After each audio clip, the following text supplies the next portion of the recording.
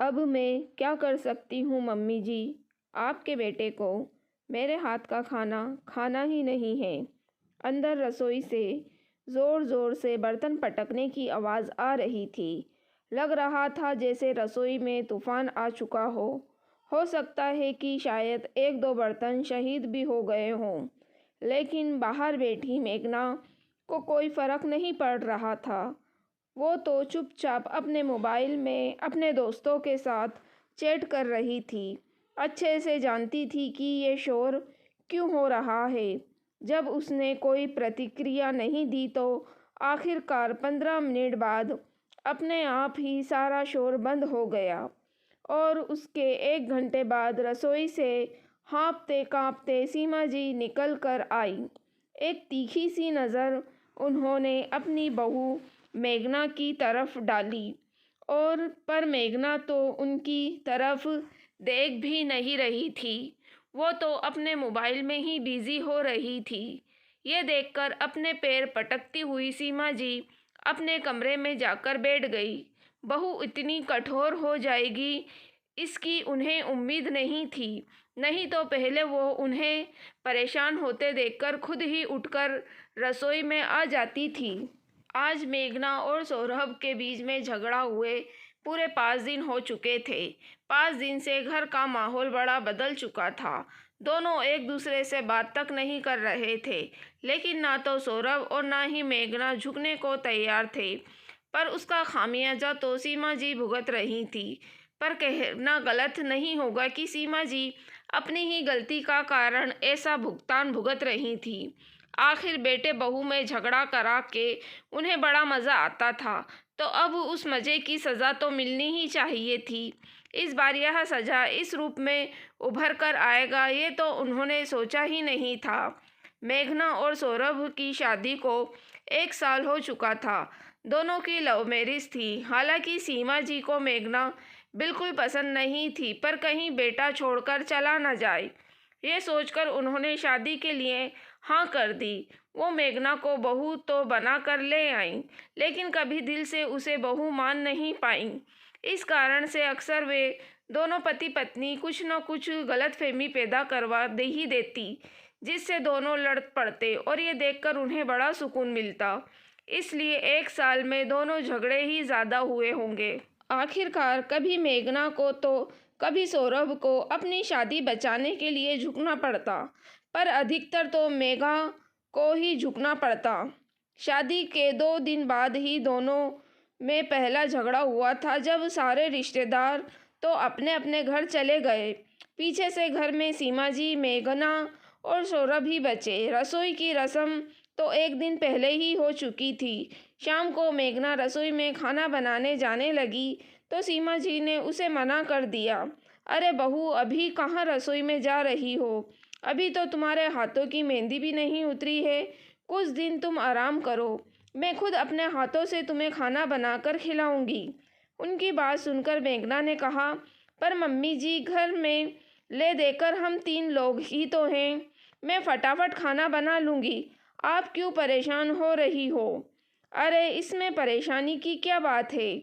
अगर मेरी बेटी होती तो मैं अपनी बेटी को भी तो बनाकर खिलाती। जा तू आराम कर, मैं खाना बना लूँगी। उसकी बात सुनकर मेघना अपने कमरे में आ गई। कुछ ही देर बाद सौरभ घर में आया तो सीमा जी सिर पर पट्टी बांधकर रसोई में निकली। उन्हें सिर पर पट्टी बांधे देखकर सौरभ ने पूछा, क्या हुआ मम्मी, आपको सिर दर्द हो रहा है? फिर आप रसोई में काम क्यों कर रही हो? अरे बेटा, खाना तो बनाना ही था ना। लेकिन मम्मी, अब तो बहू भी आ गई है, वो खाना बना लेती, आप क्यों बना रहे हो? बेटा, अब नहीं, बहू से कैसे कहती कि तुम खाना बना लो। इतना तो उसे खुद कहते कहते सीमा जी चुप हो गई। पर उसकी ये बात जिस तरीके से वो सौरभ तक पहुंचाना चाहती थी, वो वैसे ही सौरभ तक पहुंच गई। सौरभ चिल्लाता हुआ मेघना के पास गया। मेघना, तुम्हें शर्म नहीं आती?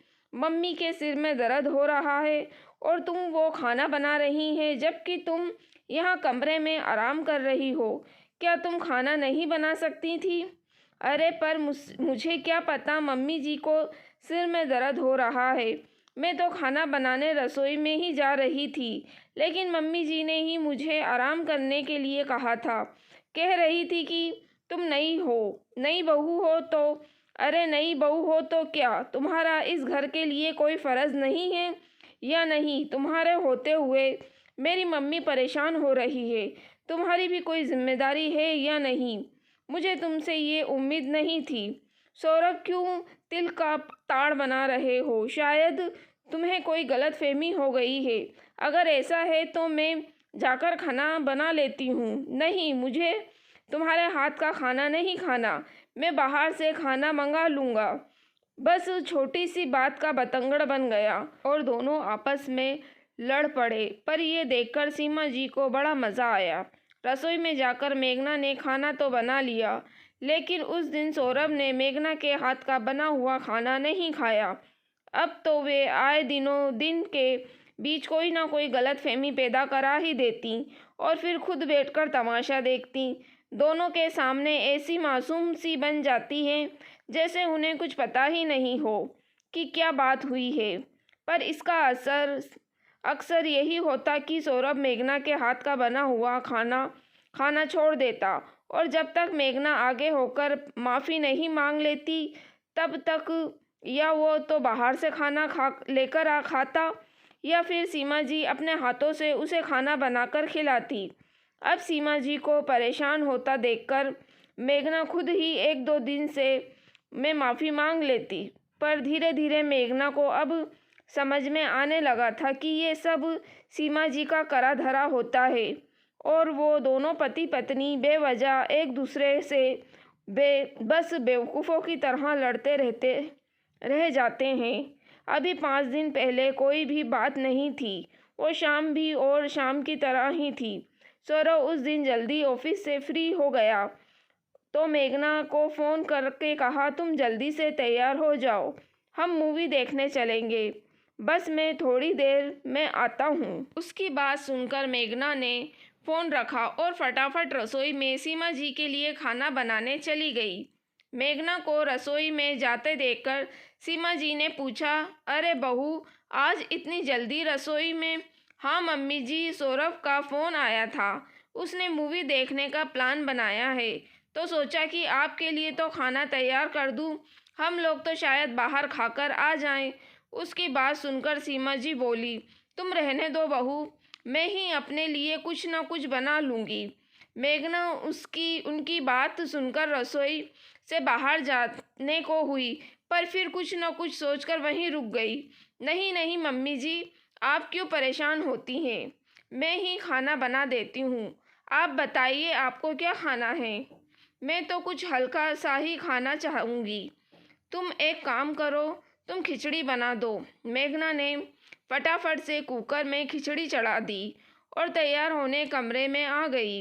अब तक सौरभ भी घर आ गया। सीमा जी को रसोई से निकलता हुआ देखकर उसने सीमा जी से पूछा, क्या हुआ मम्मी, आप रसोई में क्या कर रही हो? कुछ नहीं बेटा, अपने लिए खिचड़ी तैयार कर रही हूँ। अब तुम लोग तो बाहर घूमने जा रहे हो, इसलिए खिचड़ी ही खाऊंगी। क्यों मम्मी, आपको जो खाना है वो खाओ, आखिर आपका घर है। नहीं तो मेघना से बनवा लेती। बहू तो तेरा फ़ोन आते ही तैयार होने कमरे में चली गई, इसलिए अपने लिए खिचड़ी ही बना रही हूँ, सीमा जी ने दुखी होते हुए कहा। ये सौरभ को बिल्कुल अच्छा नहीं लगा और इतनी सी बात का उसने बतंगड़ बना दिया और तब से सौरभ और मेघना के बीच में झगड़ा चल रहा है। पर हर बार ये झगड़ा 1 या 2 दिन में ख़त्म हो जाता था, इसलिए सीमा जी को परेशानी नहीं होती थी। लेकिन इस बार तो मेघना झुकने को तैयार नहीं थी। जानती थी कि अब सब सीमा जी का करा धरा है, इसलिए 5 दिन से ऊपर हो गए, झगड़ा ख़त्म होने का नाम नहीं ले रहा और हर बार की तरह सौरभ मेघना के हाथ से बना खाना नहीं खा रहा। अब रोज़ रोज़ तो बाहर का खाना पचता नहीं, तो मजबूरन सीमा जी को ही खाना बनाना पड़ रहा है। पहले दिन तो खाना बाहर से ही आ गया, अब पूरे 4 दिन हो गए उन्हें रसोई में सुबह शाम खाना बनाते हुए। मेघना के आने के बाद काम करने की आदत तो वैसे ही छूट गई, तो अब पसीने छूट रहे थे। जैसे ही सौरभ घर पर आया, उसने सीमा जी को आवाज़ लगाई, मम्मी बहुत ज़ोर से भूख लग रही है, जल्दी से खाना लगा दो। फिर एक नज़र मेघना की तरफ देखा और चुपचाप मुंह फेरकर कमरे में चला गया। सीमा जी भुनभुनाती हुई अपने कमरे में से आई और सीधे रसोई में चली गईं। तब तक सौरभ भी चेंज करके बाहर आकर डाइनिंग टेबल पर बैठ गया। इतने में सीमा जी अंदर रसोई से खाने के बर्तन लेकर आईं और डाइनिंग टेबल पर जोर से पटकते हुए बोली, कब तक चलेगा तुम दोनों का ये ड्रामा? परेशान हो गई हूँ मैं। अरे इस उम्र में मुझको काम करना पड़ रहा है तो क्या फ़ायदा तुम दोनों बहू बेटे का?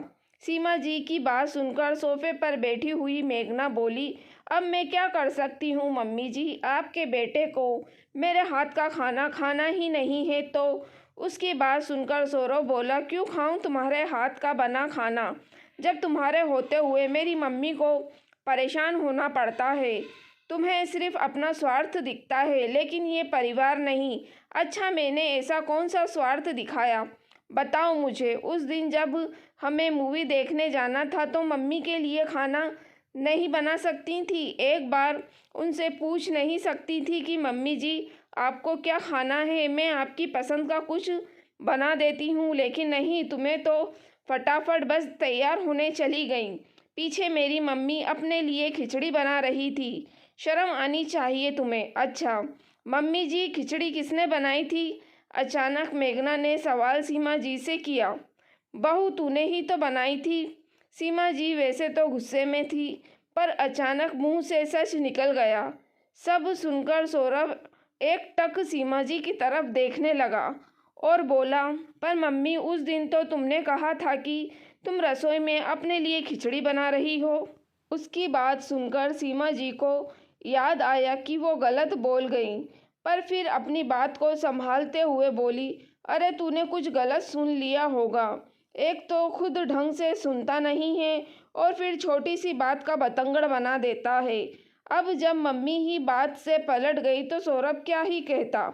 उसने मेघना की तरफ देखा जो मंद मंद मुस्कुरा रही थी, जैसे कहना चाह रही थी कि अब बताओ कौन गलत है, कहीं बात ज़्यादा ना बढ़ जाए और सीमा जी की पोल ना खुल जाए।